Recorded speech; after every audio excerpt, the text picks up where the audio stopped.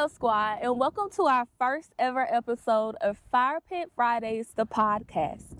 My guest tonight is somebody that is well known in the city of Statesboro. His passion for his community and his continuous determination to make it better is what sets him apart from the rest. He is a dedicated husband, a loving father, and the residents and citizens of Statesboro, Georgia call him Mayor. Help me welcome Mayor Jonathan McCollar. Thank you. How you doing this evening, sir? I'm doing great. I'm excited about being here.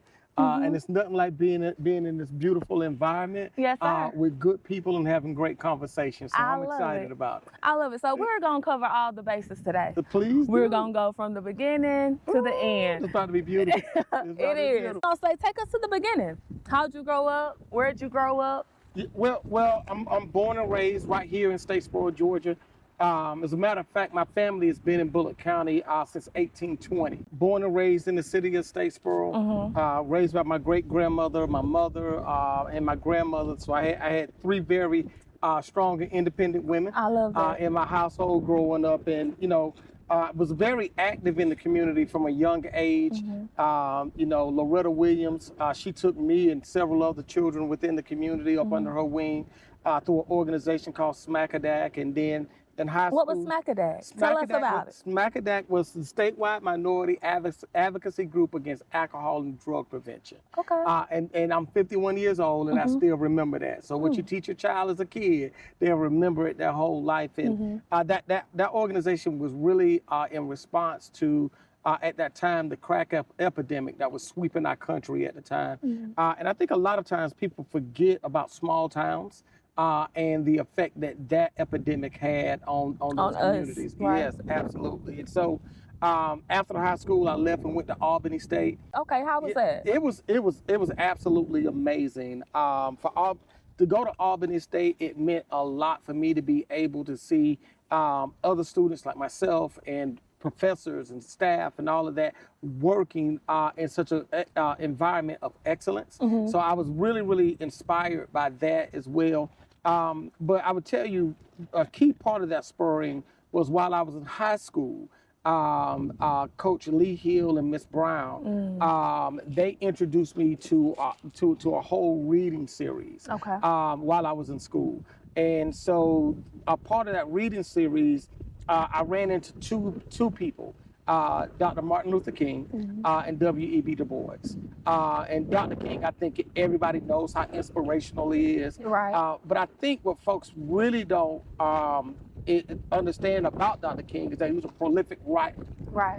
And so I was able to read a lot of his readings. And with Dr. Du Bois, he was just simply brilliant.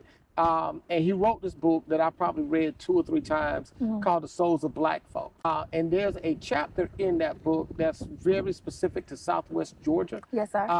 And so Du Bois and King, they both had interactions with Albany, Georgia, and I wanted to go somewhere where that movement was. And so Albany, Georgia. So that you could be a part of that. Exactly. Okay, so that's where the foundation came from, wanting to make a difference or make a change in your community. Yeah, well, the foundation actually comes from my great-grandmother. Okay. My great-grandmother, she had a very simple motto.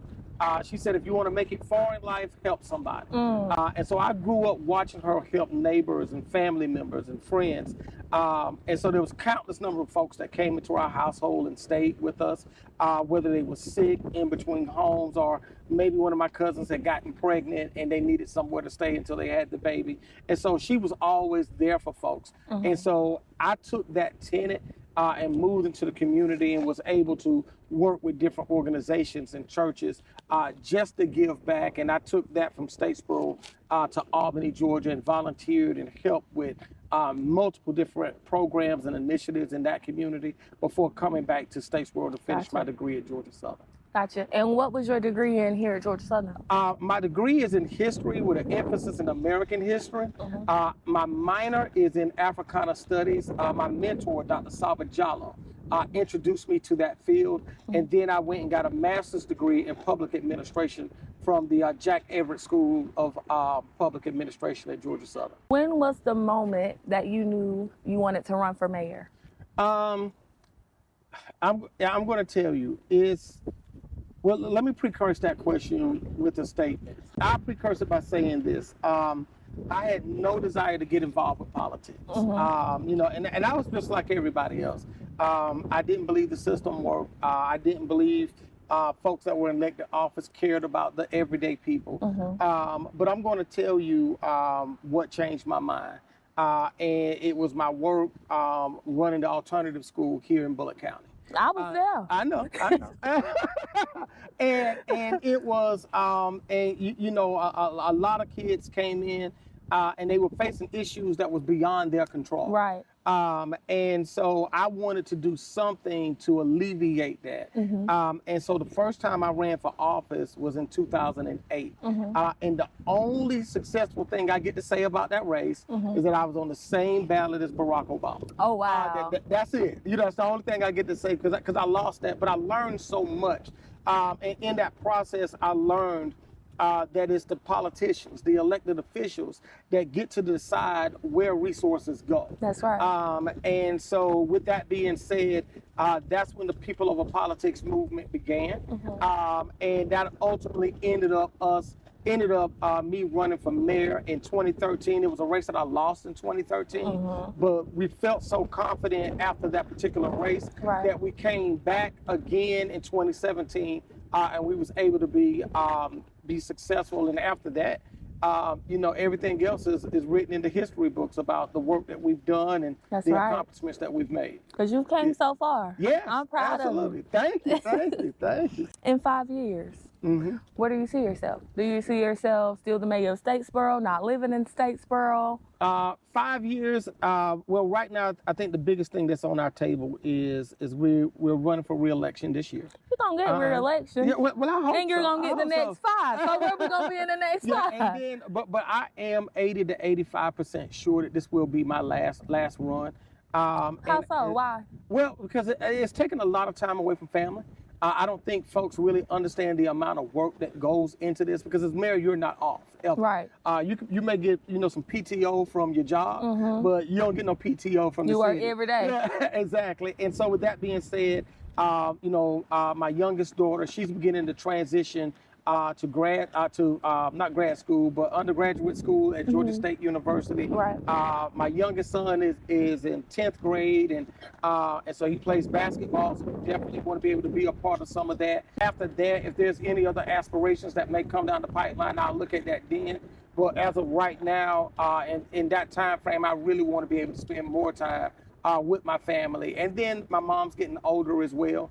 So I want to be able to have time to spend with her as well. And during that time, when you look back on your time as running the city and being available for everybody, what would you want to leave us with? Like, what do you want us to remember? The one thing I want the city of Statesboro to remember, to be a key part of my legacy, is that I'm a mayor that cares. That's right. And so. And we see that. Yeah, thank you. And I think that, when we govern with the mentality of making sure that we think about the folks that's in the most vulnerable situations. And so we've done that through affordable housing projects. We've distributed more than 2 million bags of groceries within our community. We've done everything from Christmas toy drives to providing funds for folks to help pay their electric bill, their rent, and things of that nature. And beyond the grocery distribution. Yes, sir. Every year we do a Christmas drive. And so we distribute toys to hundreds of families within our community. And the one thing that we wanted to display, and I think we've done successfully, is that you can have government that's just as effective as addressing the needs of the most vulnerable people in the community, right? As you are the business owners and those that's well-to-do within your community. And so it's there's room for everybody. Exactly. You don't have to pick. We can all succeed. That's right. And be taken care of. I love that. I think that's key. And that's the legacy that we want to leave behind. And that's what we're going to remember about you. Servicing both sides. There you go. What has been the most challenging thing in your life to overcome? Ooh, that's a good one. The most challenging thing in my life to overcome. I would say this right here. I think the biggest thing that I've had to deal with throughout my life is getting over a big heart, right? And what I mean by that is that every person that you run into in your life, they're only there for part of the journey for most part. And as you travel through life, you want to take people with you to the spaces that you're going. But what I have to remind myself is that my destination may not be the same as someone else. That's right. But they're a portion of the journey in which we are able to, walk together on. That is a very important time period. And I think if there's anything, is having the ability to discern when those journeys begin to switch. And I think as God moves us through our lives, it's very easy. The friends that you had that when you was in kindergarten. That's good advice. Yeah. That's good advice. Yeah. The friends you have in kindergarten are not the friends you have in middle school. That's right. It's not the friends that you have when you get to college or to the military or to or wherever it is. married. Yeah, exactly. And so I think that's the biggest piece of it. But what I always tell people is that whatever part of the journey that we're on together, that love is real. It stays consistent. But we recognize that sometimes our destinies are just in two different spaces. That's right. Yeah. I love that. Yeah. So you're married I am married to the beautiful Adrian McCollar. That's right. How many years? We've been together over 20 years. This year, April the 14th, we will be celebrating our 18th anniversary. That's beautiful. And so we're super excited to be able to celebrate that.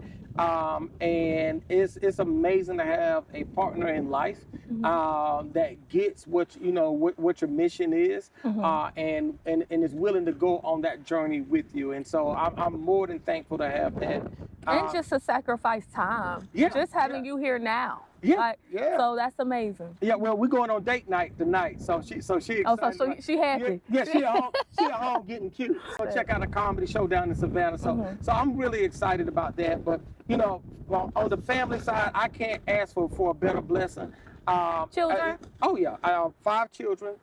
3 boys, 2 girls. Where the other 3 came from? I got my youngest 2, Chase and Madison, are the ones people are most familiar with. Okay. They seem to be Noah as well. He's the oldest of the. He's the middle child, and then I have Kennedy and Jordan. Kennedy lives in Atlanta. Jordan is in Charlotte, North Carolina, and they're both pursuing their careers. And so we just got the youngest one, he's 16 now, which is I'm flabbergasted that he's 16, but he's our basketball player, and our kids, they're just absolutely amazing human beings, and they're good people. Right. And that's the one thing that really matters to me, that these are just good human beings that really try to help other folks and care about other people. Well, good people produce good people. There you go. We're gonna record it and patent it. Good people produce good people. I think some great conversation that's happening locally is the fact that our city is growing tremendously. We are seeing a huge economic boom. We got the Hyundai mega plant that's 30 minutes from City Hall. And this is a project that we're thinking that's going to, once it's at full capacity with the supplier plants and all of that, it's going to produce about 16,000 jobs That's amazing. throughout our region. And we're fortunate here because we got 3 of the supplier plants to open up. And that's going to create 1,300 jobs here within our community. So that is a major blessing. We are looking for the population of our community to grow tremendously. We're expecting over the next 2 to 3 years, Bullock County will have over 100,000 people living here, and we're easily in the mindset of understanding that the city of Statesboro in the next 5 to 7 years can easily have 50,000 plus people living here. Oh, wow. Yeah. That's amazing. But you can see the city building up. You can see the businesses opening up around town. But listen, let me tell you something. When I came into office in January 2018, you could go through our downtown and see so many empty bays where businesses used to be. Right. Now it's difficult to find a space for a business in our downtown. And so we're bringing in new traditions, new opportunities. This past year, I announced that at the State of the City that we had 191 business licenses applied for in the city of Statesboro. Oh, that's amazing. In 2020. So there's some great things that's happening within our community.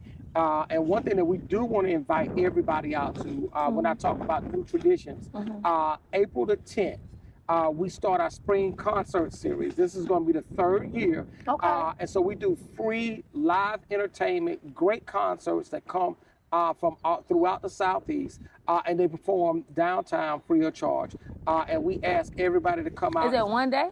It's going to be 6 different concerts. Okay, I and got so you. on the first one will be April the 10th, and the TAMs, they are the ones that kick off this particular concert series each year. So we're super excited about having them. Okay. Yeah, and I'm gonna have to come catch one. yeah, please do. I Please do. will, And we I gotta go get will. us some good food afterwards. We will. You know, I believe in good food. And just as a side note, T.I., our father, is actually in the TAMs. Oh, okay. And so that's an interesting piece all into itself. So, Grandma Stella, Oh, how did she impact your life? oh my God, Stella. That is Stella is the person who raised me.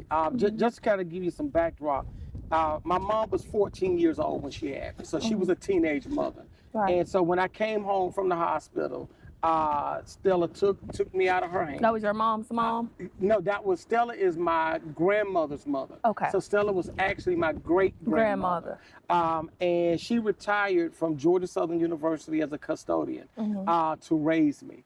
And so all of the values, virtues, all of those things, work ethic, all of that comes from Stella.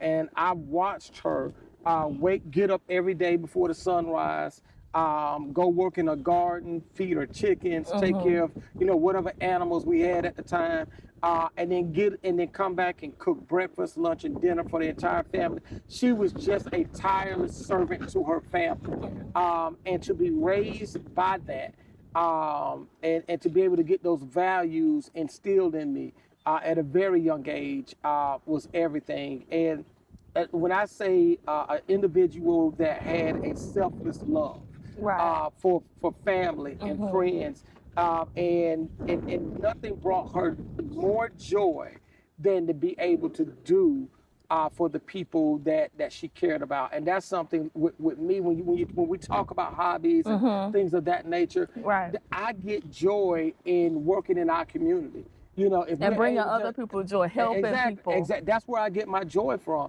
I can only wear one pair of shoes at a time. That's right. So shopping is not a big thing.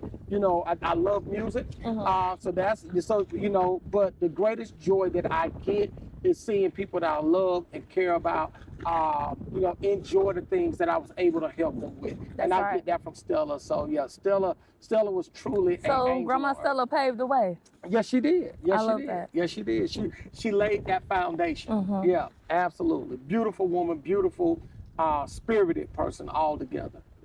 She brought something up with that one. Yeah. Let's talk more about your time at Albany State. Albany State University Yes, is a magical place. It's magical to the tune that you got great people that care about people there. And so the time that I spent there was very transformative for me. It allowed me the opportunity to get to know who I was as a person. It allowed me to craft and to build amazing friendships that I still celebrate today. And so it was just a great place to really come of age at. That transition from teenager to young adult. It was a great safe place for me to do that.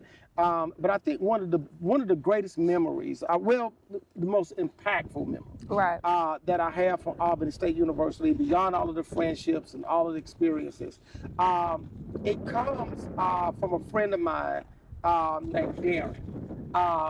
Darren and I, we met not at Albany State, but at the time while I was working at the YMCA.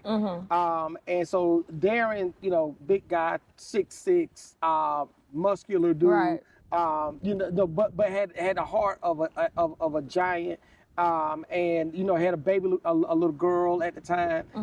And when you saw him, you saw her in her daddy's arms. That's right. So, but Darren and I would always talk about, you know, hanging out after work. And so for months we talked about this, and we eventually ended up doing it.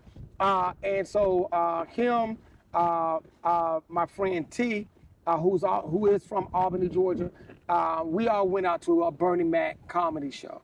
And so we went out to the comedy show, one of the most amazing times that we've ever had together, right? I mean, you're going to a Bernie Mac comedy show, right? Come on, it's like, Bernie Mac. It's Bernie Mac. Yeah, you know, and so, you know, Bernie just turned the entire house out. Right.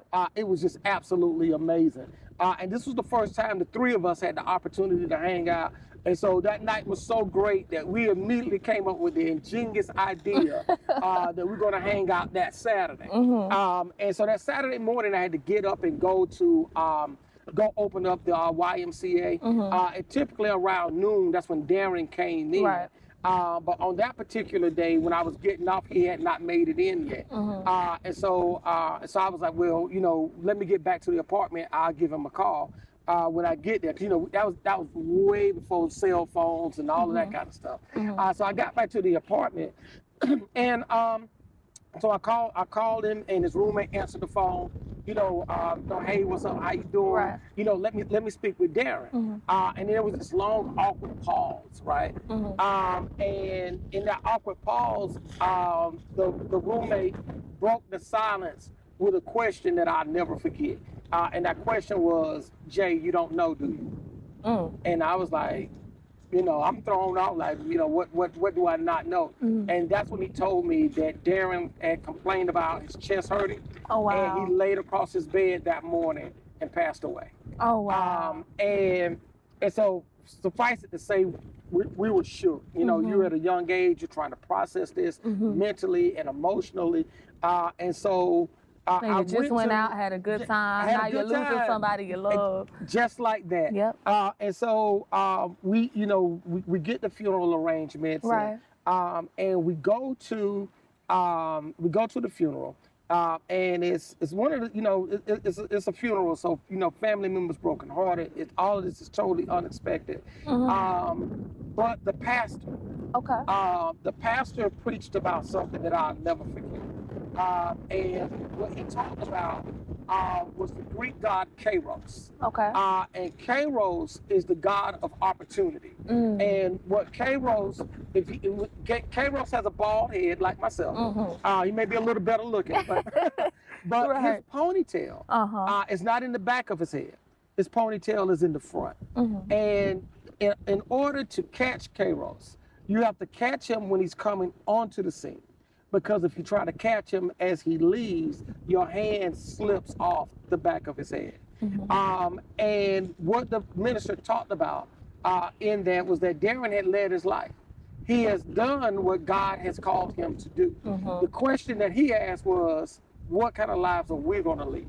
And I've taken that moment, that lesson, and I've carried it with me every day since, because each day is an opportunity. And the question is, what are we going to do with these opportunities that we have every time we open our eyes? That's right. That's good.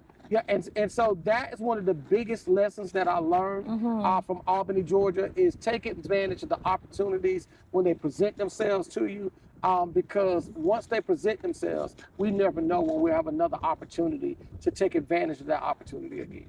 That's right, Mayor. I love it. There you go. So we're coming down to a close, but before we get out of here, what are some thoughts you want to leave the PGO squad with? What are some good thoughts you want to leave me with, or some encouraging words? Well, this is, if I could say anything, I read something that was significant this morning, and it's had me thinking.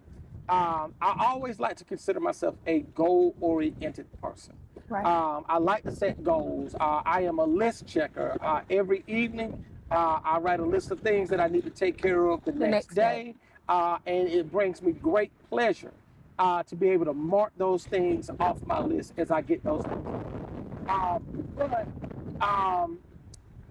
The thing that I read this morning, it was very simple. It said this: Setting goals are for individuals that want to win once.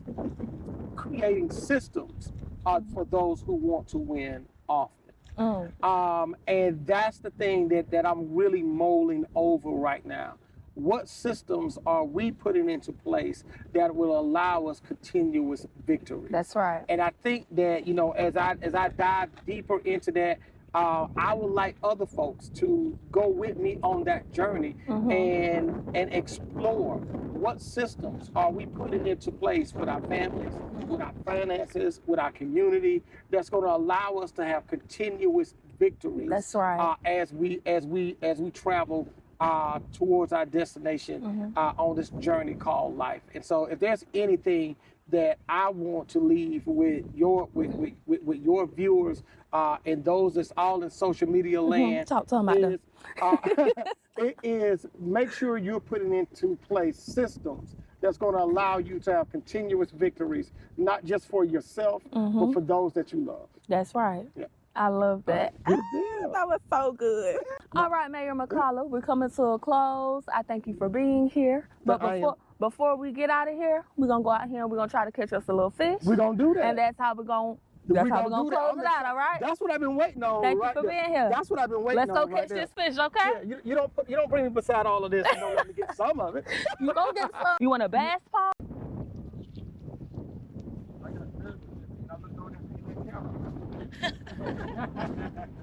Yeah.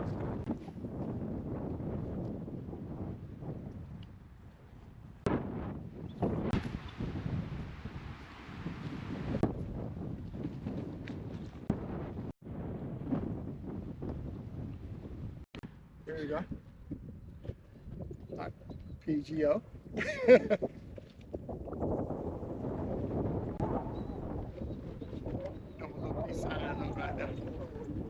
I used to be cool in the 90s. All right, guys. So that's going to conclude this episode of Fire Pit Fridays, the podcast. Make sure you tune in next week. Bye. Peace out. Hey, squad. Thanks for tuning in. Be sure to join us next week, Friday, April 11th at 7 p.m. Eastern Time for a whole new episode of Fire Pit Fridays, the podcast, with special guest Cass Nicole. We'll see you there.